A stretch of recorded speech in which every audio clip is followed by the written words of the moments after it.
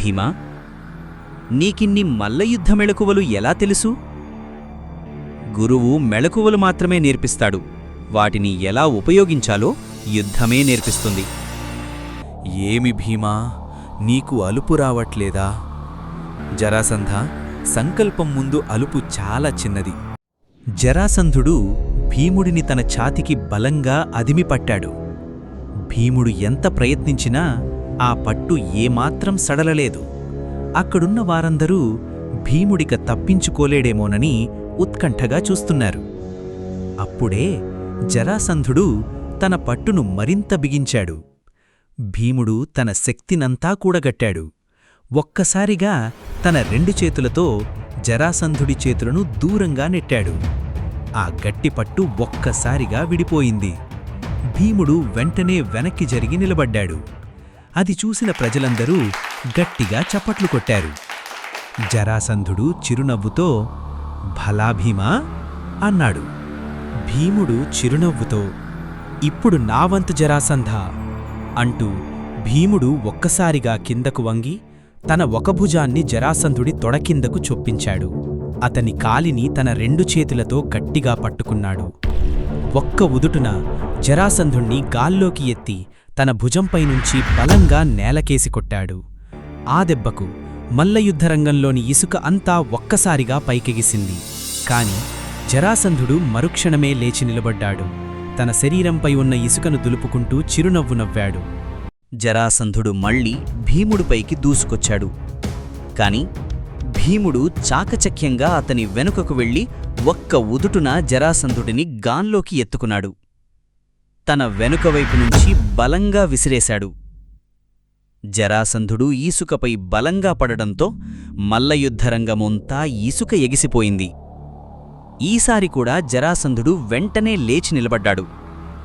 నవ్వుతూ, భీమా, నీకిన్ని మల్లయుద్ధ మెళకువలు ఎలా తెలుసు? భీముడు నవ్వుతూ, గురువు మెళకువలు మాత్రమే నేర్పిస్తాడు, వాటిని ఎలా ఉపయోగించాలో యుద్ధమే నేర్పిస్తుంది.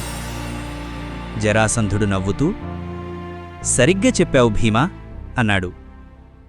ఇలా భీముడు జరాసంధుడు పగలు రాత్రి అనే తేడా లేకుండా నువ్వా నేనా అన్నట్టుగా ఒకరిపై ఒకరు అలుపెరగకుండా పోరాడుతూనే ఉన్నారు. ఇలా 5 రోజులు గడిచిపోయాయి.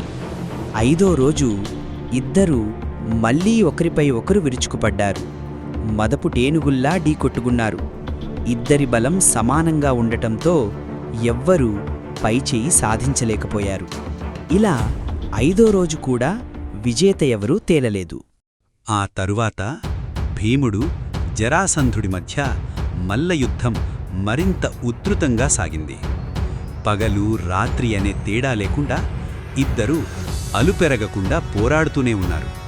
కాని ఇంకా విజేత తేలలేదు. చివరికి 11వ రోజు వచ్చింది.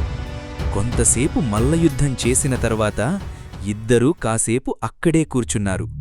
జరాసంధుడు గట్టిగా ఊపిరి పీలుస్తూ, ఏమి భీమా, నీకు అలుపు రావట్లేదా?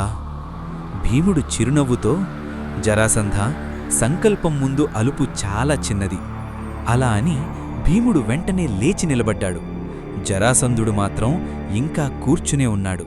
భీముడు చిరునవ్వుతో, తీసుకున్న విశ్రాంతి చాలు, రా జరాసంధ, ఇక తేల్చుకుందాం అన్నాడు.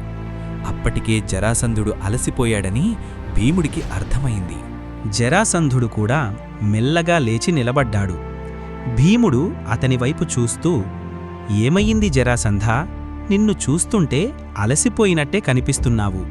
జరాసంధుడు చిరునవ్వుతో, అవును భీమా, శరీరం అలసిపోయి ఉండొచ్చు, కాని నేను ఇంకా పోరాడగలను అని చెప్పి మళ్ళీ భీముడిపైకి దూసుకొచ్చాడు.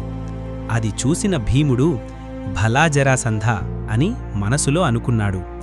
ఎందుకంటే ఒక నిజమైన యోధుడు చివరి శ్వాస వరకు పోరాడతాడని భీముడికి బాగా తెలుసు. ఆ క్షణంలో జరాసంధుడిపై గౌరవం మరింత పెరిగింది. ఇలా భీముడు జరాసంధుడు ఏకదాటిగా 13 రోజులపాటు అలుపెరగకుండా పోరాడారు. కాని విజయం మాత్రం ఇంకా ఎవరి వశం కాలేదు. చివరికి 14వ రోజొచ్చింది. కానీ ఆ రోజు జరిగిన ఒక సంఘటన ఈ మహామల్లయుద్ధం దిశనే మార్చేసింది. అసలు 14వ రోజు ఏమి జరిగింది? కొనసాగుతుంది.